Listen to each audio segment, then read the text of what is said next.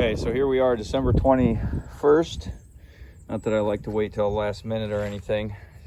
Nothing has gone right on this cart, so it's just taken longer than I thought. But so this is a Runmaster magnum2. I don't remember who actually makes it. But anyway, there's the deal on it. So this came with a 110cc little what they call a GY6 clone, and as I've gone through before, it was a bunch of stuff missing and whatnot, so it wasn't practical to get it running. So anyway, this is attempt number 2 at mounting the engine. This has worked so far. I'm nowhere near done, but so this right here, and I'm a little bit off in my alignment, I just noticed, so I'm going to have to mess with this a little bit. But anyway, this is going to be a jack shaft setup. Basically, you get two gears that go down here. One is twice as big as the other, so the engine drives the bigger one, and then the smaller one drives this sprocket, and that gives you a 2-to-1 reduction. So kind of get the speed, get the acceleration somewhat where I wanted. I wish this was a, this is a 30 tooth. I wish this was about a 40 tooth would be my ideal, but anyway, so basically I welded together this piece. Now I did make this adjustable, which, because this engine is heavy, it's kind of hard to show, but it moves like that. I'm eventually going to run some my broken drill bit, I figure. Nothing seems to go as smoothly as I hope. I'm gonna weld some long bolts into here and then put nut on top, nut on the bottom, and that's the way you can adjust this for your just slight adjustment. More than anything, I thought about a combination of clearance here and clearance from the axle. So right now this is just sitting on the axle, just barely, but it's sitting on the axle, and so I want to be able just to adjust it a little bit. The engine itself is sitting on an aluminum plate, which I cut out, as you can see, kind of oblong holes. So basically I can slide the engine forward and backward, which is going to be the ultimate adjustment for the chain that goes from the bottom of this to this gear.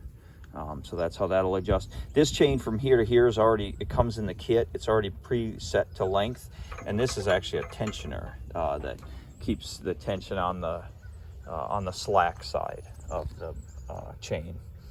So anyway, that's where we're at now. It is getting closer. Basically, the kids are going to get this one not working, and I'm going to have to finish it later. The green one is working, so they have one to ride. I just don't have the time to finish this thing. Everything that this whole swapping this engine over from the old setup to this new setup is quite, to say it mildly, quite the process, and I just wasn't really prepared for how, well, for starters, how badly I messed up the first one, how much torque there was going to be on this thing once the engine is running, which caused the chain to come off of my first design when I scrapped it and completely redid this. So what I did here was this engine cradle this time. You can see this, I welded this hinge. None of this is painted. I will eventually paint it. I'll actually cut this off and grind it a little smoother too. But anyway, you've got a hinge here, got a hinge over there, so it's much wider. I originally had an angle beam that ran all the way, but with this, so I had to cut it all off of there. So 1/4 inch aluminum that came off a pressure washer that's upside down, set there. So it's bolted to the angle iron here, which gives us some strength, and then of course side to side it's got its own strength in addition to relying on this that is bolted to also. So there's a bolt there, there's a bolt back here. There's some angle iron that goes all the way back a ways, and so anyway, that adds a little strength. So the only thing on this side, it could like warp just a little bit. I hope it doesn't. If it does, I can add some, I'll just bolt some angle iron to the bottom, going all the way from that piece to this piece here, kind of along, and then just, you know, that would give it some extra strength, but hopefully I don't have to deal with that.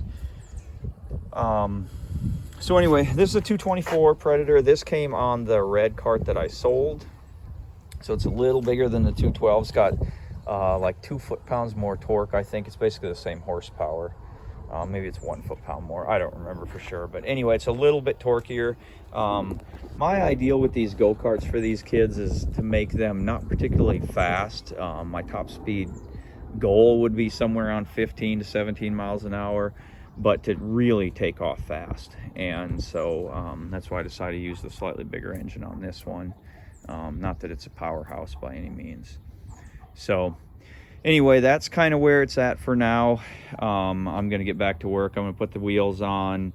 I gotta, you know, there's a bunch of stuff to do yet. Bolt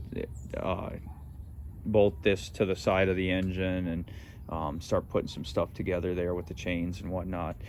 Kind of figure out my alignment on things, and then just go from there. But yeah, I just wanted to give everyone kind of an update on where this one sits now. So like I said, I'll shoot a video when it's bolted together.